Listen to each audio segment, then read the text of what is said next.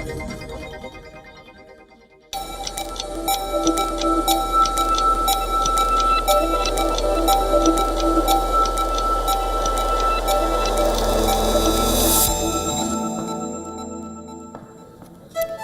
and welcome to WION World is One. You're watching Gravitas with me, Hemkor Saroya. Let's get started.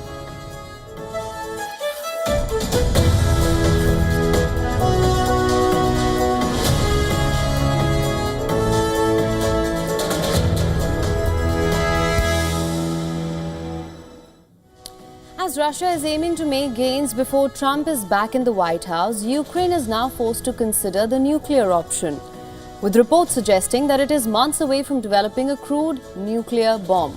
All about this big development in a few minutes.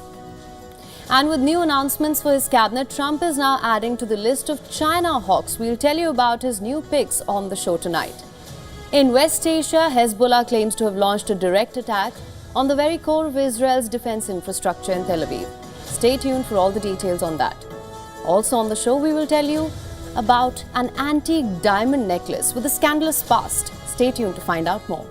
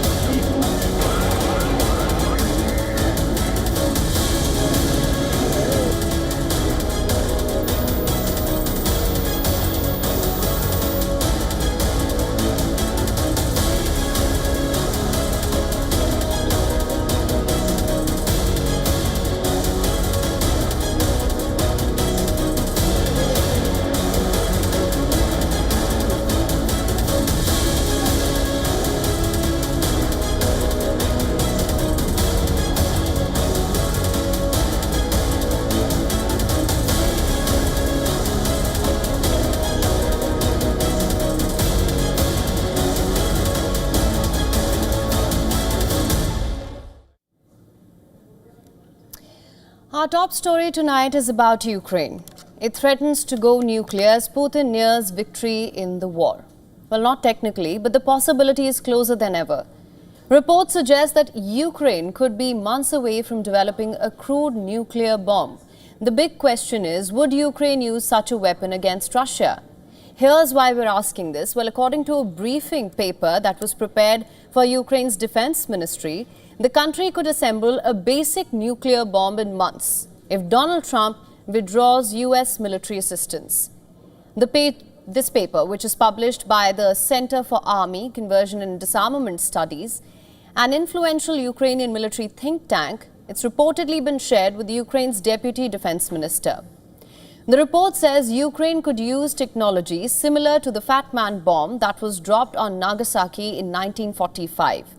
This paper says that the task of creating a simple atomic bomb would be quote-unquote not difficult even 80 years later. With time running out on the battlefield, building uranium enrichment facilities just isn't an option in wartime. And so reports suggest that if Ukraine wanted to build a nuclear bomb, it would have to use plutonium from spent fuel rods. Remember, Ukraine still controls 9 active nuclear reactors and has decades of expertise in nuclear technology. Even though it gave up the world's third largest nuclear arsenal in 1996, the knowledge remains. According to the document, Ukraine has around 7 tons of plutonium. That's more than enough. Only a small fraction of this would be needed if Ukraine wanted to create a nuclear arsenal capable of hundreds of tactical warheads. Each warhead would have a yield of several kilotons, that is around 1/10 of the Fat Man dropped on Nagasaki. Even at that size, a bomb like this could destroy an entire Russian airbase or other high-value targets. The document's author, Oleksiy Yzhak, head of department at Ukraine's National Institute for Strategic Studies, says that the exact yield would be hard to predict. This would involve mixed plutonium isotopes. For such a device to work, the plutonium would require a complicated conventional explosion design. According to the document, while this is challenging, the technology is within Ukraine's capabilities.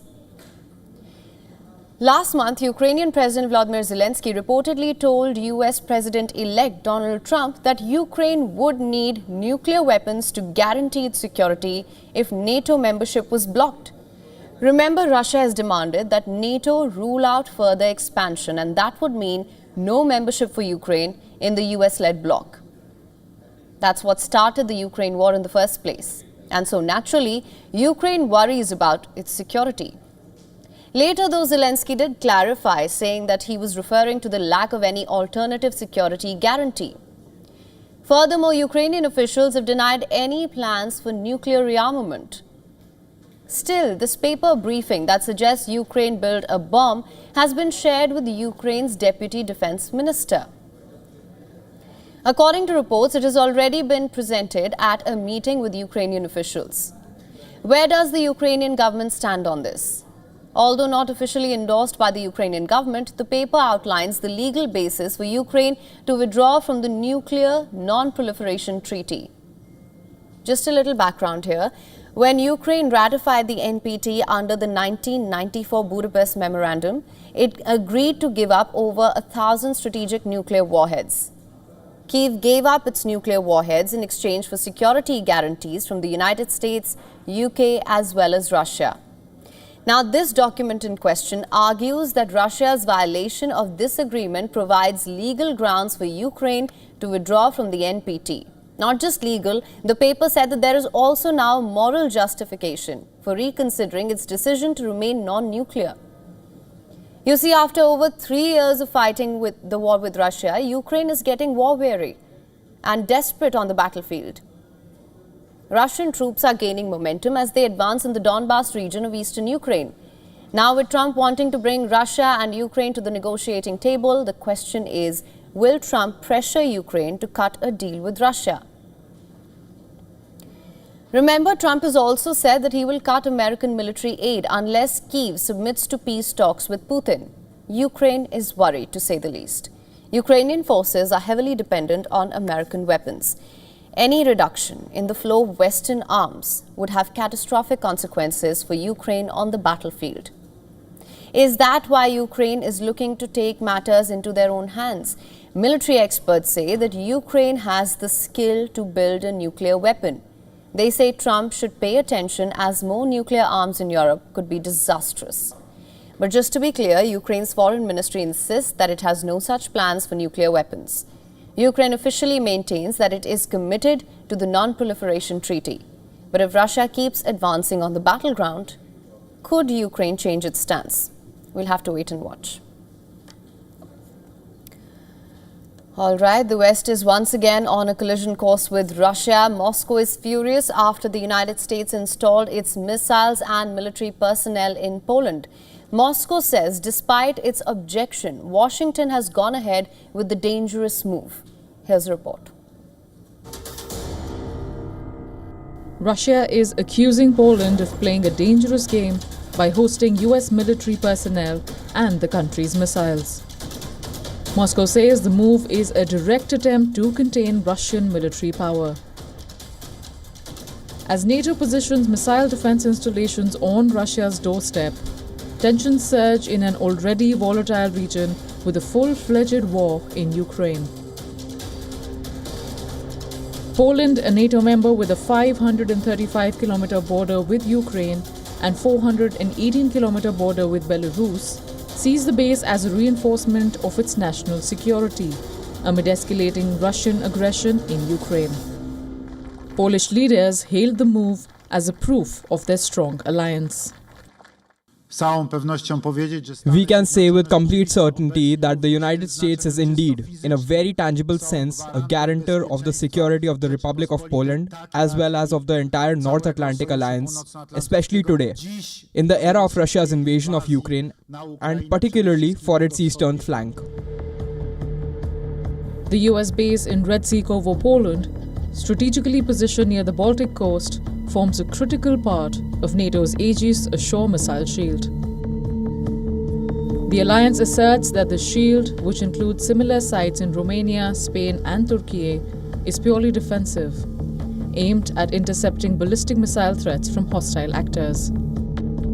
Russia views this as a direct encirclement strategy, interpreting it as an attempt by the US and NATO to establish military pressure in Eastern Europe. Warsaw has also raised the stakes by considering a Ukrainian proposal to intercept Russian missiles in Ukrainian airspace, a step that could easily trigger an unintended escalation. With the West making strategic moves, Moscow has placed its tactical nuclear assets in Belarus, signaling a firm stand against perceived NATO threats.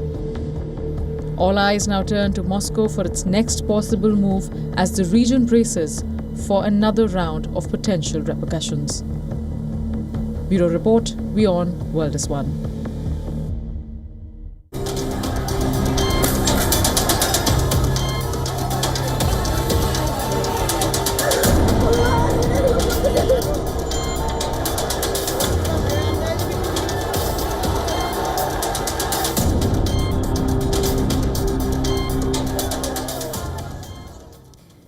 And our next story is from India's neighbourhood. It's about Bangladesh and its Attorney General Mohammad Asaduzzaman. He has suggested removing the word secular from the Bangladeshi constitution. After allowing violence against religious minorities, after accusing Hindus of sedition, after ignoring attacks on Hindu sites, some loyal to Bangladesh's caretaker government are now pushing a communalist agenda. But is this the Bangladesh that the student-led movement dreamed of? Is Bangladesh at risk of falling into the same path as Pakistan? Here's what happened. In court, during hearings on the 15th Amendment's legality, the Attorney General of Bangladesh called for removing the term secular. He argued that with 90% of the population being Muslim, the constitution should reflect this demographic. Asaduzzaman went on to say that the amendments should promote democracy, not authoritarianism. He criticized the constitution for promoting Bengali nationalism in Article 9, which he claims is contradictory to the country's religious identity. But that's not all.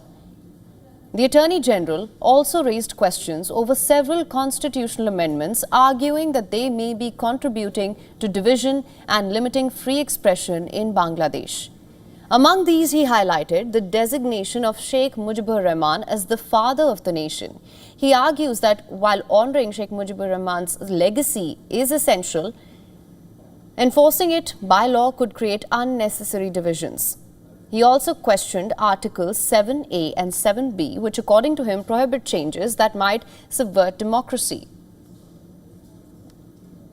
According to Asaduzzaman, these provisions inhibit necessary democratic reforms and centralize power, a structure he claims is designed to prolong authoritarianism.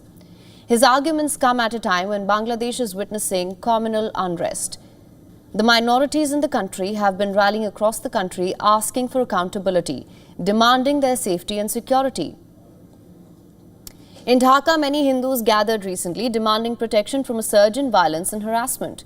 They're calling to drop sedition charges against Hindu leaders who were ironically detained for asserting their identity. You see, since the former Prime Minister Sheikh Hasina fled the country following the student-led uprising, Hindu communities are facing thousands of attacks in Bangladesh. However, the interim government head and Nobel laureate Muhammad Yunus has dismissed these numbers as inflated. He's condemned attacks against minorities, but they continue unabated. Clearly, a lot more needs to be done. The Indian government has also intervened, urging the Bangladeshi government to protect its Hindu minority, especially following reports of recent arson attacks in Chattogram, where tribal homes and shops were destroyed. A clash over a Facebook post critical of ISKCON has only intensified tensions, with calls to ban ISKCON altogether. As Bangladesh grapples with its democratic and constitutional challenges, can suggestions to remove the word secular truly help the country? Again, is the change that the new students wanted to see in their country? That's something that the Bangladeshis will have to answer. And continuing with our coverage from Bangladesh, a cargo ship from Pakistan's Karachi arrived at Chattogram port in Bangladesh on Wednesday, marking the first direct maritime contact between the two nations since their relations soured in 1971. As per reports in this voyage, the Pakistani ship carried a diverse array of goods to Bangladesh. The docking is being seen as a big shift in Bangladesh's position as Mohammad Yunus-led interim government seeks to bolster relations with Pakistan with a view to enhance trade and business ties with the country. As many in Bangladesh hold Pakistan responsible for mass atrocities during the 9-month war that led to the liberation of Bangladesh. Pakistan's High Commissioner to Bangladesh, Syed Ahmad Maroof, called it a step towards promoting new opportunities for small traders and large exporters on both sides. The Pakistani ship arrived in Bangladesh amid a politically charged environment in the country, where some of the recent decisions of the interim government prompted mixed reactions in Bangladesh. The move consisted of efforts to remove symbols of the 1971 war, including portraits of Bangladesh's founding president, Sheikh Mujibur Rahman, after Prime Minister Sheikh Hasina's government was ousted in the month of August.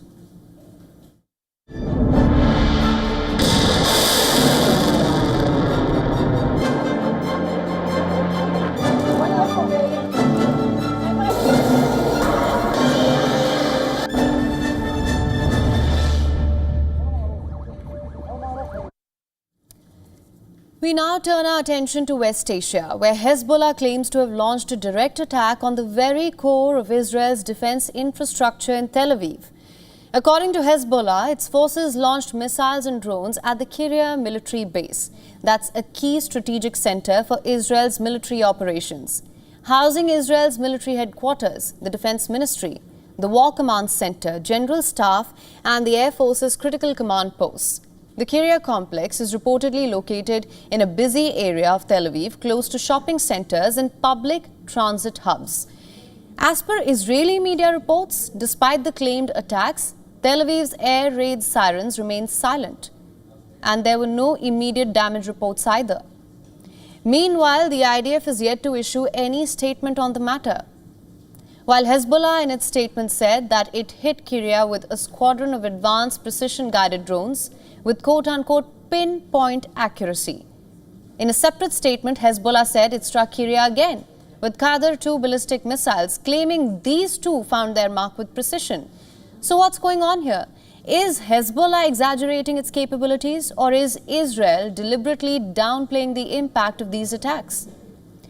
Furthermore, Hezbollah claims that it also targeted another prominent Israeli military site. That's an arms manufacturing complex owned by Israeli weapons industries near Tel Aviv, that reportedly plays a major role in supplying Israeli military. If Hezbollah's claims are true, Hezbollah's target list reflects a deliberate strategy to hit Israel where it hurts most. Not only its defense leadership, but also its military industrial backbone. And remember, last week, Hezbollah claimed that it had struck at least 3 Israeli military bases: the Yiftah military base, the Eliakim military base, and the Stella Maris naval base. Meanwhile, Hezbollah strikes aren't just confined to Israel. They claim to have launched missiles on Israeli forces positioned in southern Lebanon, near the key border town of Ben Jbeil. In a statement, Hezbollah said it targeted the IDF forces on the southern outskirts of the town with a salvo of Nasser 1 type missiles. On the other hand, the IDF reportedly conducted strikes on a Hezbollah stronghold located in the southern suburbs of Beirut. Prior to these attacks, IDF spokesperson in Arabic called for the civilian evacuation from these areas in southern Beirut in a post on X, telling Lebanese residents to evacuate no less than 500 meters from these areas. Even as the war rages on, Israel's defense minister, Israel Katz, said that any ceasefire with Lebanon must involve Hezbollah's complete disarmament and withdrawal from north of Lebanon's Litani River. We will not make any ceasefires, and we will not stop and will not take our foot off the pedal. And we will not allow any arrangement that does not include achieving the goals of the war, which is disarming Hezbollah, withdrawing it from beyond the Litani River, and mainly creating the true conditions for the residents of the north to return to their homes safely. Now, as you just heard, Katz is demanding a major shift in Hezbollah's presence and power in southern Lebanon, perhaps leaving little room for compromise. As both sides stand firm, we're left with critical questions. Is Israel's silence on any damage at Kyiv a sign of resilience? Or is it a strategic move to deny Hezbollah from claiming a key strike? And for Hezbollah, does this strike on Israel's heart represent a risk? One that could perhaps trigger a broader Israeli response? As we wait for more clarity, it's clear both Israel and Hezbollah are raising military stakes. The question remains, how far are they willing to go, and if anyone will back down?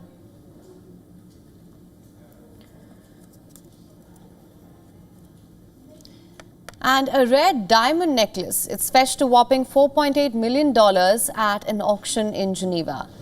The necklace has an interesting backstory with ties to a scandal that sparked the French Revolution. The diamonds for this antique necklace were likely sourced from India's Golconda.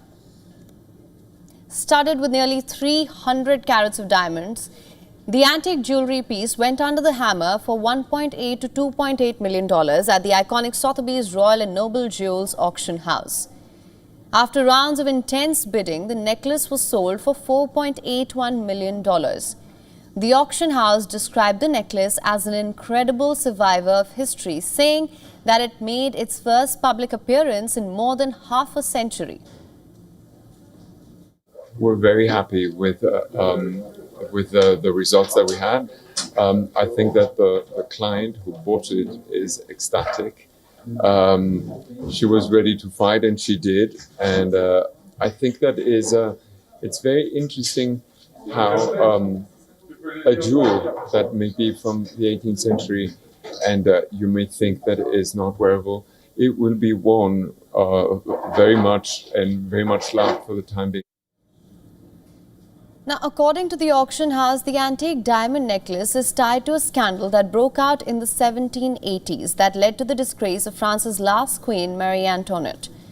The scandal involved a woman pretending to be a close aide to the queen. She bought a diamond necklace in the queen's name and promised to pay for it in the future. The scandal led to widespread anger that triggered the French Revolution. Years later, the queen was cleared of the blame following her execution. Sotheby's said that the rare and highly important Georgian-era jewelry could have been made in the decade preceding the French Revolution. The antique necklace was passed down to several families and was last seen in 1953. The whereabouts of the jewelry's designer and for whom it was designed remains unknown. The auction house believes that the jewelry could have been made for a royal family. What's even more astounding is that some of the diamonds studded on this antique necklace have been sourced from the legendary Golconda mines in India, known for producing some of the purest forms of diamonds.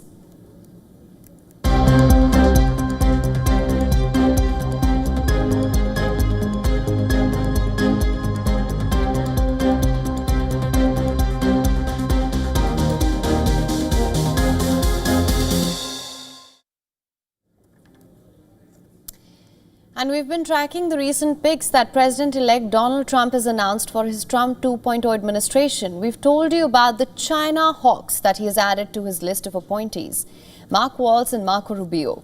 And to add to that list of China hawks, Donald Trump has announced his new pick for the intelligence team.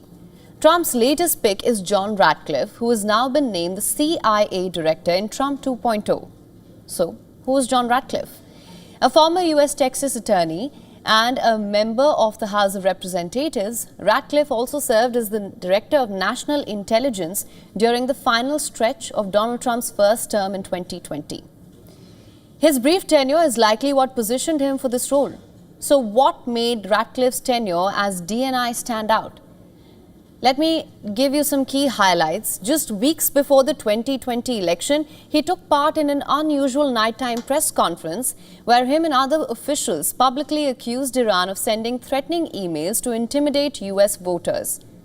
Did this announcement underscore his prominent role in addressing foreign election interference within the intelligence community? It did. Of course, his tenure wasn't free of controversy. In a divisive move, he declassified Russian intelligence that claimed to reveal information about Democrats during the 2016 election, even while acknowledging that its accuracy was uncertain. In Congress, Ratcliffe's fierce loyalty to Trump became evident, especially during Trump's first impeachment proceedings. Elected in 2014, he gained visibility in 2019 as a vocal defender of Trump, joining the president's impeachment advisory team and intensely questioning witnesses. But what makes him a China hawk? Ratcliffe has repeatedly warned that China is the biggest threat to the US interests and the free world. In fact, in a 2020 op-ed in the Wall Street Journal, he asserted that China is national security threat number one. Does his perspective align with others in the Trump administration, such as Mike Waltz and Marco Rubio? Yes. Amid these claims and new appointments, should China be preparing for renewed tensions? Will issues like economic espionage, cyber attacks, technological competition, and Taiwan dispute likely bring further strain to US-China relations under Trump 2.0? It's plausible. And that's not all. Trump has announced another name to secure the intelligence team in his administration. We're talking about Tulsi Gabbard, who has been named the new Director of National Intelligence. With John Ratcliffe now as CIA Director, what role will Tulsi Gabbard play as one of Trump's top intelligence advisors? Expected to oversee 18 intelligence agencies, Gabbard would be responsible for preparing the daily brief, a written intelligence summary that's presented to the president. Previously a Democratic presidential candidate, in 2020, Gabbard endorsed Trump in August, quickly joining his transition team. Also briefly considered as a potential running mate. How might her congressional experience from 2013 to 2021 shape her decisions? Well, Gabbard gained prominence in Congress by challenging the Obama administration's stance on West Asia policies. Her decision to leave the Democratic Party in 2022, calling it an elitist cabal of warmongers, was what led to her shift in the Republican Party. Known for skepticism of US foreign policy, she has criticized US aid to Ukraine, has questioned the value of military interventions. Will her appointment as Director of Intelligence, National Intelligence, mark a shift towards foreign policy approach that emphasizes restraint over interventions? That remains to be seen. But one thing is certain, the Trump 2.0 administration will be more hawkish when it comes to foreign policy, underscoring Trump's America First approach. And talking of China, in another provocative action, China has sent its troops to patrol the disputed Scarborough Shoal in South China Sea. The move comes after the Philippines passed two legislations to assert its maritime rights in the region. Scarborough Shoal, also known as Panatag Shoal, is a ring-shaped reef located 355 kilometers west from Manila, approximately 947 kilometers east of China's Hainan Island. The Philippines considers it as part of its exclusive economic zone, while China asserts that it is part of its 9-dash line. Since 2012, both countries have been engaged in a standoff over fishing rights, with the internal court ruling in Philippines' favor in 2016. In the latest escalation between the two countries, the Chinese Coast Guard patrolled the contested South China Sea shoal on Thursday. This was a day after China's military mounted a joint sea and air patrol in the area. China says its maritime police is conducting a law enforcement exercise in the territorial waters. Philippines has condemned the Chinese action in the region, claiming it wants it to give up its claims in the South China Sea. The patrol comes less than a week after the Philippine president signed the Maritime Zones Act and the Archipelago Sea Lanes Act, enshrining Manila's claims to the South China Sea. And angry China has slammed these new maritime laws, claiming the new legislations will destabilize the region. According to reports, Beijing declared its territorial rights around the Scarborough Shoal by publishing a set of geographic coordinates for 16 base points around it.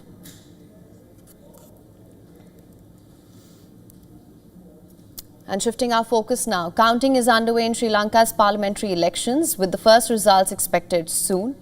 Now, as Sri Lanka struggles to recover from a crushing financial crisis, Dissanayaka seeks to secure a majority in the parliament to push his policies. Counting began soon after polling ended around 4 p.m. local time. A clear picture is expected to emerge by Friday morning. The Election Commission has said that voter turnout was recorded at nearly 65%. The parliamentary election process has certain special provisions to it.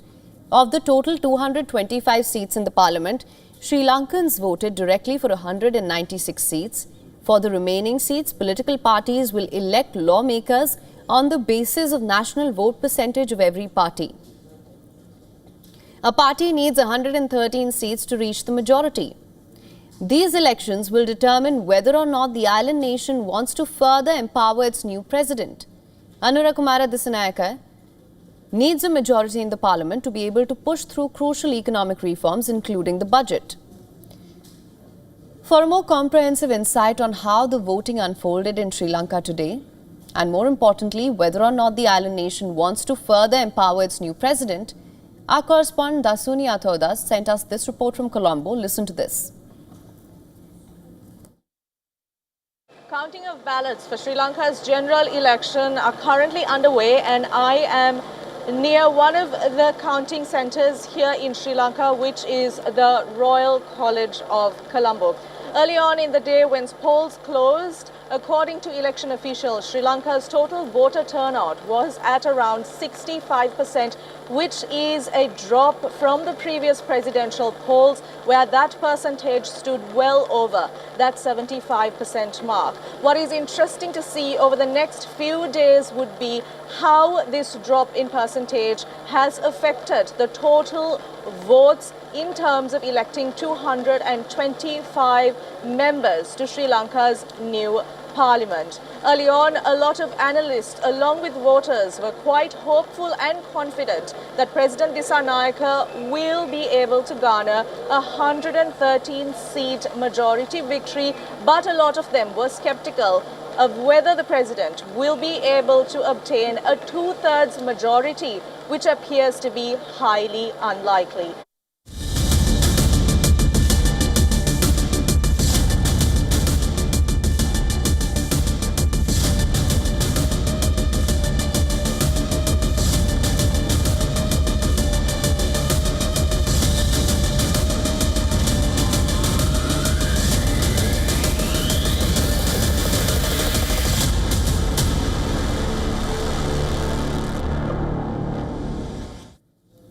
And in what the Indian Army described as quote-unquote historic milestone, the light combat helicopter LCH Prachand successfully conducted high-altitude firing.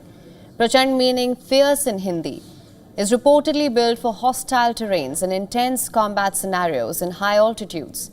The IV Corps, or the Gajraj Corps of the Indian Army, said in a post on X that the successful high-altitude firing by Prachand highlights the strength of the Make in India initiative, marking a new era in combat readiness.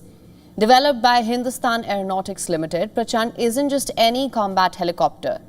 It's reportedly an agile, lethal machine designed to dominate the skies even in the toughest conditions, from tracking slow-moving targets to rescuing soldiers in peril. This helicopter has multiple uses. The aircraft was officially inducted into the Indian Air Force in October 2022 and has an array of formidable features. As per reports, the helicopter is equipped with a 20 mm turret gun, powerful 70 mm rockets, anti-tank guided missiles, radar and laser warning systems, and a sophisticated glass cockpit with integrated avionics.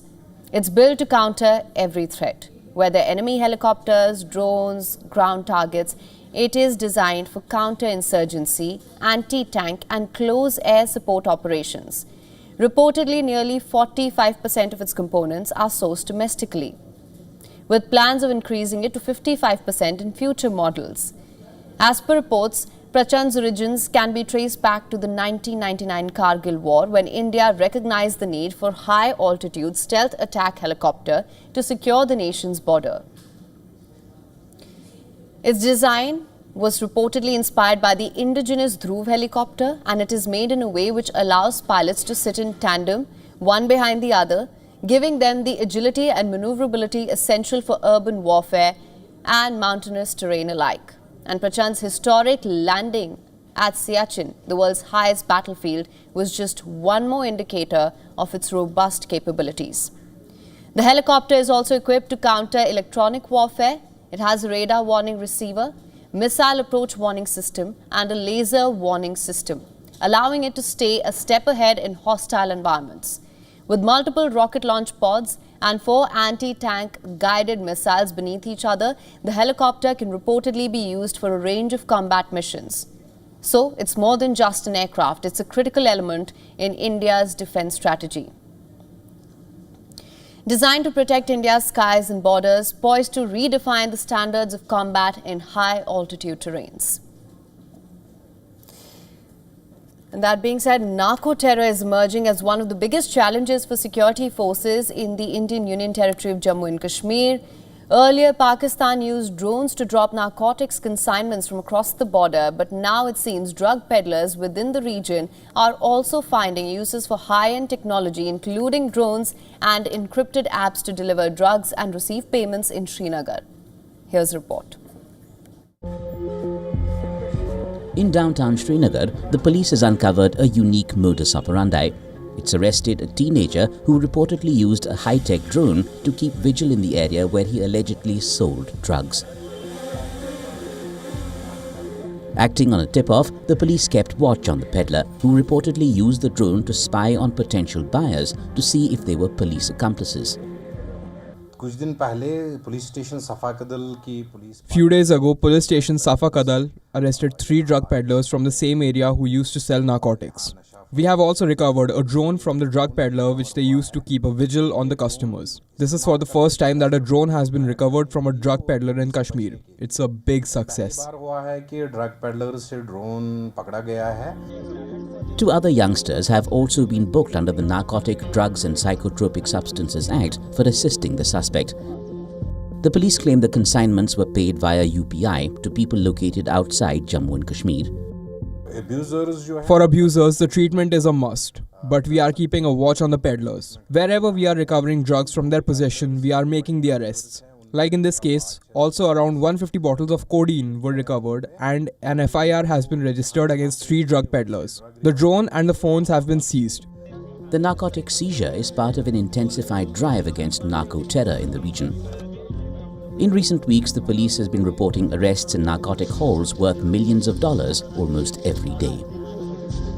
Narco-terror is one of the biggest challenges for the security forces in Jammu and Kashmir, and in a very unique case, Jammu and Kashmir police has recovered a drone from a drug dealer in Srinagar's downtown area of Safa Kadal. As you can see, this is the drone which has been recovered by Jammu and Kashmir police, which was used by the drug dealer to keep a vigil around the area where he used to sell drugs. Basically, to keep a vigil on the people also he was selling these drugs to. He used to first up this drone in the air so that he could see whether the buyer is basically coming alone and has no intention of getting him arrested.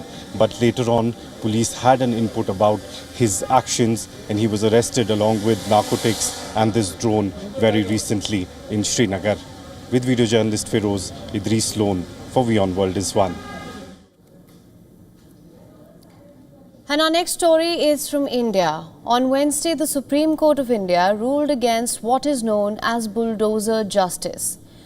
But what does that really mean, and why is this decision so important? The term bulldozer justice refers to demolition of buildings as a way to punish someone accused of a crime. But here's the thing, it was carried out without following legal procedures. The Supreme Court in its judgment has banned it. The SC has said that demolitions cannot be selective or unannounced. The SC said that demolitions should be carried out with proper legal procedures in place. Property owners now have to be given a 15-day notice and the opportunity to respond or even defend themselves in person. The Supreme Court laid out a series of guidelines aimed at protecting citizens' properties and ensuring that demolitions are done only through due process. The court also emphasized an important point. Only the judiciary can decide whether someone is guilty of a crime. The court said that it violates the principles of justice as well as the right to shelter under Article 21 of the Indian Constitution. But why has this issue come up now? You see, in India recently, demolitions have been on the rise. Authorities have been quick to bring bulldozer justice, and this has created political controversies. These demolitions, carried out before any formal legal action has been taken, have left many people homeless or without their business. As a result, questions have been raised about these forms of instant justice. People have asked, how can buildings be razed down before the courts have delivered a verdict on the case? Listen to this. The notice was put on the house the same night Mohammad Javed was arrested. They did not even wait for 24 hours despite putting up the notice at night. 3 bulldozers were brought in to demolish the house in the presence of hundreds of police and hundreds of cameras with no empathy. There is no comparison of this ruthlessness even in history.